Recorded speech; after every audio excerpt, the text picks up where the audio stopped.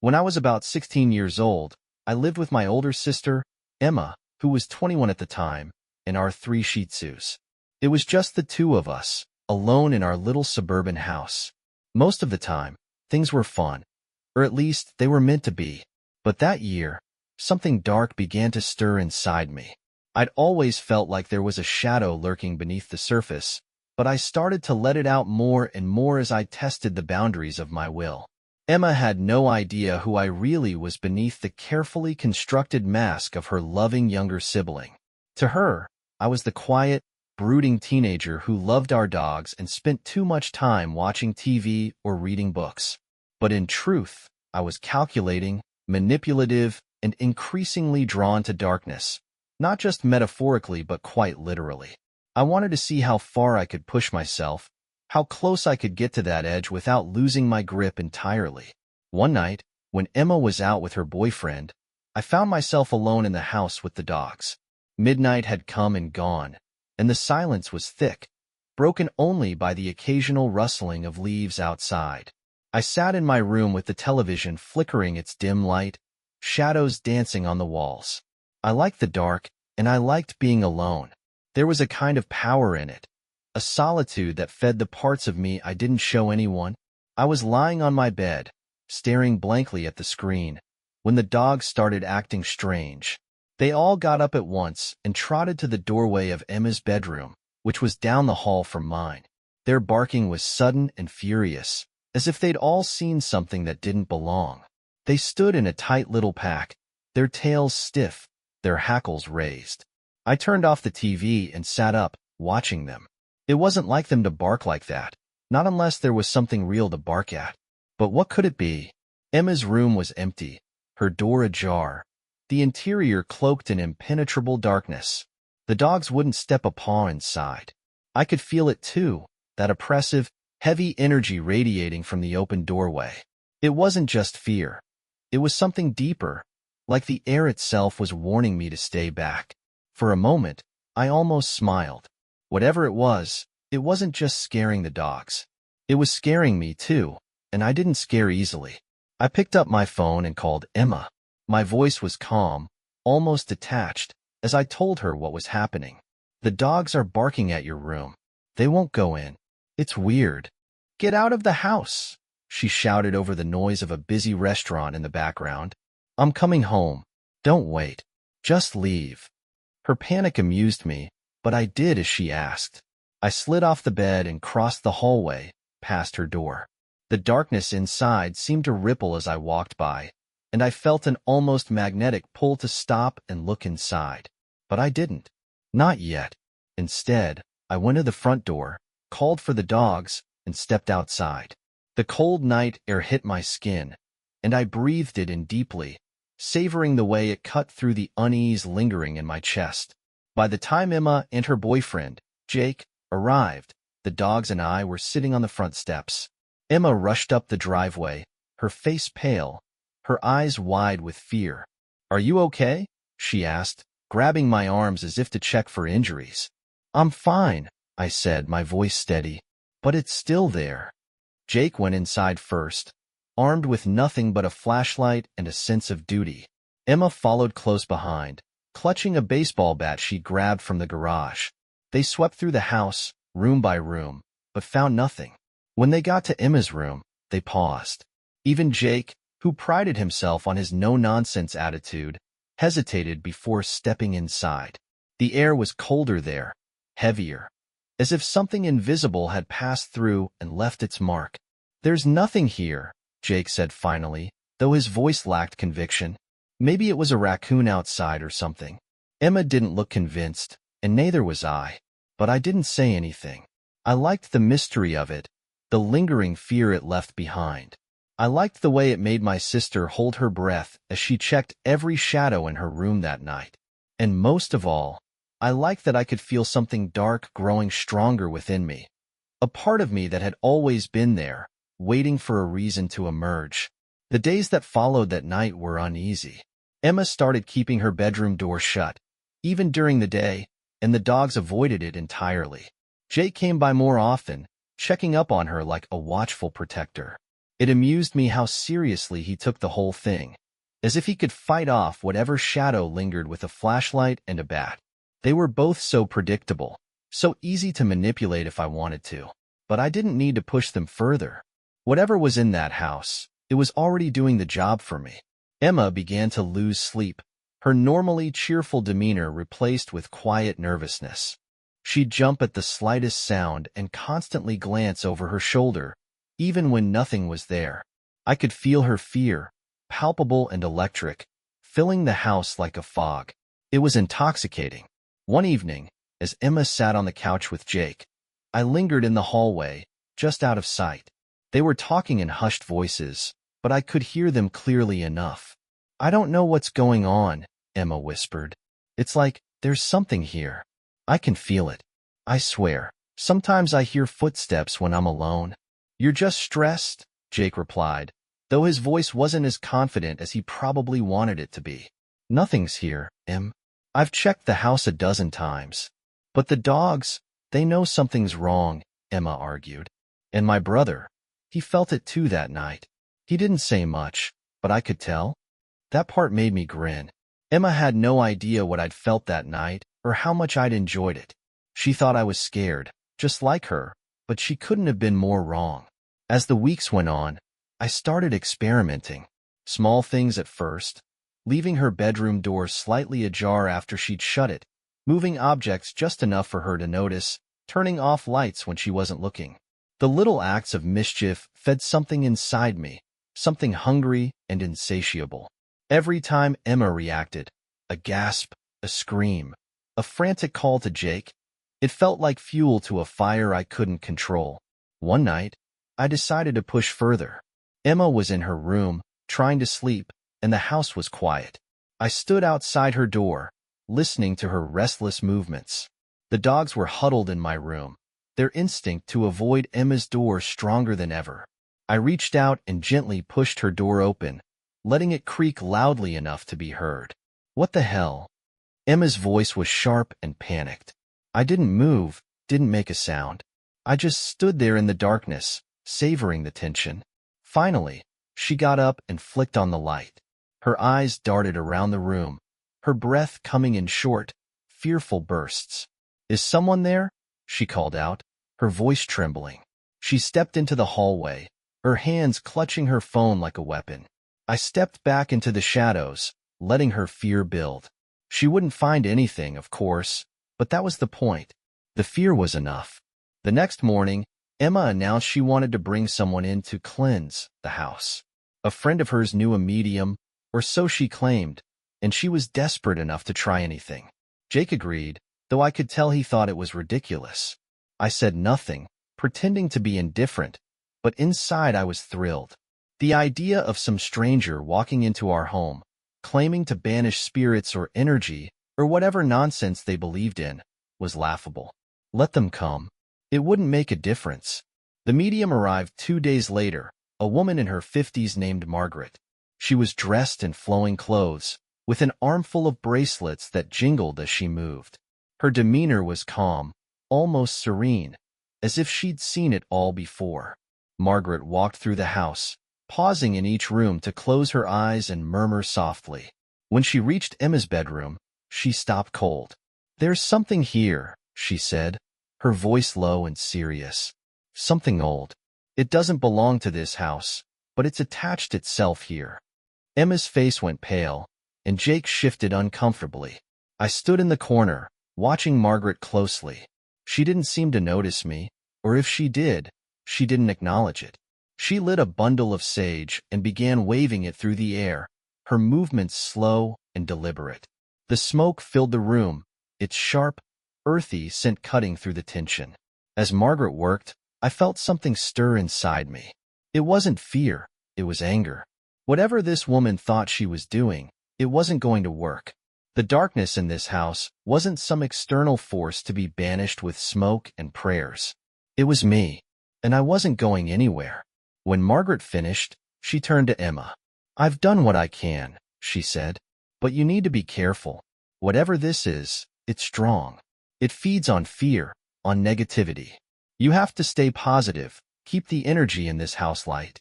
Emma nodded, tears brimming in her eyes. Jake put an arm around her, pulling her close. They both looked so small, so fragile in that moment. It was almost enough to make me pity them. Almost. That night, as Emma slept with the nightlight on and the dogs curled up at the foot of my bed, I lay awake, staring at the ceiling. Margaret's words echoed in my mind, and I couldn't help but laugh softly to myself. Feed on fear? She had no idea just how right she was. The days after Margaret's visit were quieter, at least on the surface. Emma seemed more at ease, though she still jumped at small noises and kept every light in the house blazing until she went to bed. Jake stayed over more often, his presence a comfort to her, but an annoyance to me. I didn't like him, not because he posed any real threat, but because his confidence was so unearned. He thought he could protect Emma from whatever haunted her. He had no idea what he was dealing with. I, on the other hand, found myself becoming restless. Margaret's words had stuck with me. It feeds on fear, on negativity. She wasn't wrong, but she didn't understand the depth of it. The fear wasn't just sustenance, it was a connection. Every ounce of Emma's anxiety, every shiver of unease, tied me closer to something I couldn't quite explain. It wasn't just power. It was possession. Of her, of the house, of everything she thought was safe. One night, I decided to escalate things. It wasn't enough to toy with Emma's mind anymore. I wanted to see how far I could push her, how deep her fear could go. She and Jake were in the living room, watching a movie, while I sat in my room with the door shut. The dogs were with me, their heads resting on their paws, their eyes darting nervously toward Emma's closed door down the hall. I reached out, letting my thoughts drift into the darkness of the house. It was a strange feeling, like casting a net into a void and waiting for something to bite. And then, as if in response, I felt it. A pulse, a ripple of energy moving through the walls. I smiled to myself. Whatever was in this house, it wasn't just me anymore. The lights in the living room flickered. I heard Emma gasp, followed by Jake's muttered reassurances. The flickering stopped, but the tension didn't. I could feel it building, sharp and electric, as Emma's fear grew. I closed my eyes and focused, letting the energy flow through me like a current. A loud thud echoed through the house. Emma screamed, and Jake jumped to his feet. "What was that?" she cried, clutching his arm. "Probably just the wind," Jake said, though his voice wavered. "I'll check it out." He grabbed a flashlight and headed toward the source of the noise. I stayed where I was, listening. My heart raced with anticipation, but it wasn't fear. It was exhilaration. Whatever Jake found, or didn't find, would only deepen their unease. When he reached the hallway, the thudding started again, this time louder and more insistent. Jake hesitated, and I could hear his breathing quicken. "Is someone there?" he called out, his voice tight. The flashlight beams swept over the walls, casting jagged shadows that seemed to move on their own. I stepped into the hallway, my face calm, my movements deliberate. "What's going on?" I asked, feigning concern. Jake nearly jumped out of his skin. "Jesus, don't sneak up on me like that," he snapped. He pointed the flashlight at the ceiling, where the noise seemed to be coming from. "It's probably something in the attic. I'll check it out." "Be careful," I said, my voice soft but tinged with mockery. He didn't notice. He was too focused on maintaining his bravado. Jake pulled down the attic ladder and climbed up, flashlight in hand. I stood at the base, watching him disappear into the darkness above. The silence stretched, broken only by the creak of the attic floorboards as he moved. And then, without warning, the ladder snapped up, slamming shut. Jake's startled shout echoed through the house. Emma came running, her face pale. "What happened?" she asked, her voice shaking. "He's stuck," I said, keeping my expression neutral. "The ladder must have slipped." Emma stared at the closed attic door, her hands trembling. "Jake," she called out. There was no response. The silence stretched on, thick and oppressive. "We need to get him down," she said, her voice rising in panic. "What if he's hurt?" "He'll be fine," I said. "It's just an attic." But even as I said the words, I felt the energy in the house shift. The darkness was deeper now, heavier, as if it were alive. And for the first time, I realized I wasn't entirely in control. Whatever I'd awakened, it was no longer content to be a passive presence. It wanted more. The sound of footsteps echoed from the attic, slow and deliberate. Emma froze, her eyes wide with terror. "Jake," she whispered. The footsteps stopped, and then there was laughter, low, guttural, and unmistakably not Jake's. The dogs began to bark frantically from my room, their high-pitched yelps adding to the chaos. I smiled, my heart pounding with exhilaration. This was no longer just a game. The darkness was hungry, and it was feeding, and I was more than happy to let it. The house fell into a deathly silence after that laughter. Emma clung to me, her nails digging into my arm as though her grip alone could shield her from whatever horrors the attic held. I could feel her trembling, her panic rising to a fever pitch. It was delicious. "We need to call someone," she stammered. "Jake, he's—" Her words faltered as the attic hatch creaked open on its own. The ladder descended slowly, deliberately, as if something unseen was guiding it. Emma gasped, backing away, dragging me with her. I pretended to resist, though I had no intention of leaving. "Not yet. Stay here," I said, gently prying her hands off my arm. She shook her head, her eyes pleading. "Don't go up there," she whispered. "Please, don't. I have to." My voice was calm, measured. I turned toward the ladder, ignoring the chill that seemed to radiate from the open attic. The darkness inside was impenetrable, even with the flashlight's beam. But I didn't need light to see. I could feel it now, stronger than ever. The entity, the presence, it wasn't just in the attic. It was everywhere, entwined with the very fabric of the house. And it was waiting for me. I climbed the ladder slowly, each step deliberate. The air grew colder as I ascended, my breath visible in the beam of the flashlight. When I reached the top, I paused, scanning the attic. It was empty, as expected. Dusty boxes and old furniture were strewn about, but there was no sign of Jake. Still, the presence was palpable, pressing against my skin like static electricity. "Jake?" I called out, my voice echoing in the confined space. There was no response, but I wasn't surprised. He was gone, taken by whatever force I had unleashed. And part of me didn't care. He had been in the way, a distraction.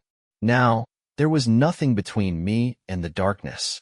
The laughter returned, low and rumbling, vibrating through the beams of the house. It wasn't coming from a specific direction. It was everywhere, surrounding me. I felt a surge of exhilaration. This was it, the culmination of everything I'd been building toward. "What do you want?" I asked, my voice steady. The laughter grew louder, and then it spoke. Not in words, but in feelings, impressions. It wanted fear, chaos, destruction. It wanted Emma, and I was more than willing to give her.